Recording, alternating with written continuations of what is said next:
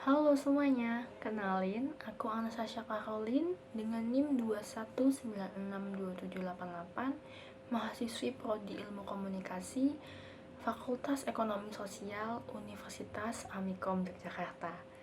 Nah, di sini aku bakal ngebahas topik yang menarik banget nih. Topiknya itu bijak dalam bersosial media. Nah, sebelum kita masuk ke topiknya, ada baiknya kita tahu dulu nih, apa sih sosial media itu? Nah, sosial media itu adalah platform di mana kita bisa terhubung dengan orang lain. Nah, kita bisa berkomunikasi dengan orang lain juga nih. Komunikasinya itu bisa melalui chat, foto, hingga video.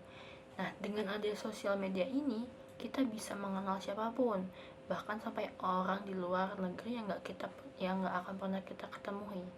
Nah, sosial media ini digunakan oleh berbagai macam kalangan, mulai dari anak-anak, para remaja, hingga para orang tua. Nah, remaja ini menjadi pengguna sosial media yang paling mendominasi.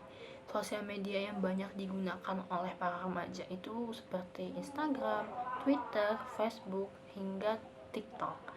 Kira-kira kenapa ya para remaja ini menjadi kalangan yang paling mendominasi menggunakan sosial media?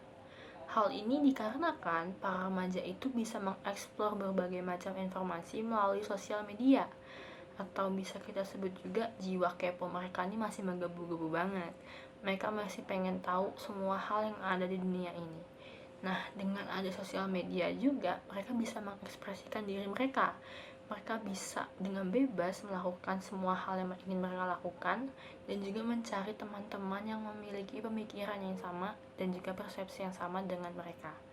Di balik kemudahan yang kita dapat melalui sosial media, tentunya ada juga nih dampak negatif yang ditimbulkan. Nah, dampak negatifnya ini tuh seperti kecanduan menggunakan sosial media, sehingga kita suka lupa.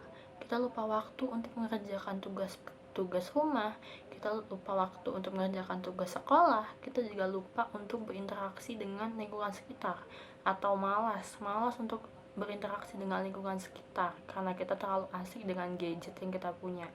Atau bisa disebut juga tuh no-lab nih, no-lab di kehidupan nyata tapi heboh banget kalau di sosial media. Nah, sekarang kita masuk ke etika dalam bersosial media. Yang pertama ada nih, sebelum membagikan informasi ke khalayak umum, ada baiknya juga kita tuh melakukan riset atau membaca ulang informasi tersebut. Tujuannya untuk apa nih? Tentunya untuk menghindari penyebarluaskan hoax atau berita bohong. Maka dari itu, kita perlu kritis dalam membaca informasi dan pastikan juga informasi tersebut berasal dari sumber yang terpercaya. Nah, yang kedua ada berhati-hati dalam memposting sesuatu di sosial media. Kira-kira kenapa nih kita perlu berhati-hati dalam memposting sesuatu di sosial media? Tentunya untuk menghindari tersebar luasnya data pribadi kita atau data pribadi orang lain. Bisa bahaya banget nih kalau data pribadi kita kesebar luas di sosial media tanpa terkendali. Nah, data pribadi itu bisa berupa nomor telepon, foto KTP, nomor KTP, sampai alamat rumah.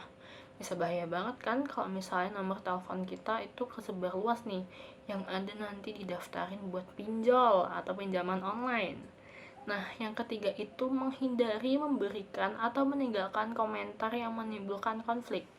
Jika ada suatu hal di sosial media yang tidak sesuai dengan apa yang ada di pikiran kamu, ada baiknya kita tidak mengecam hal tersebut dan meninggalkan komentar yang buruk. Jangan biasakan jika kita mengetikkan suatu kata-kata yang menyakiti hati orang lain. Jangan juga kita menimbulkan komentar yang mengandung sara. Dan yang terakhir nih, Anda tidak melakukan pencemaran nama baik institusi atau nama baik orang lain, dan juga tidak melemparkan ujaran kebencian yang akan menimbulkan konflik berkepanjangan.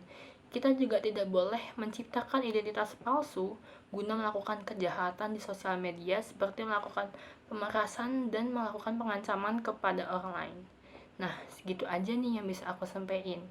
Perlu kita ingat juga ya, untuk menciptakan kualitas diri yang baik, ada baiknya juga kita bisa menggunakan sosial media dengan bijak.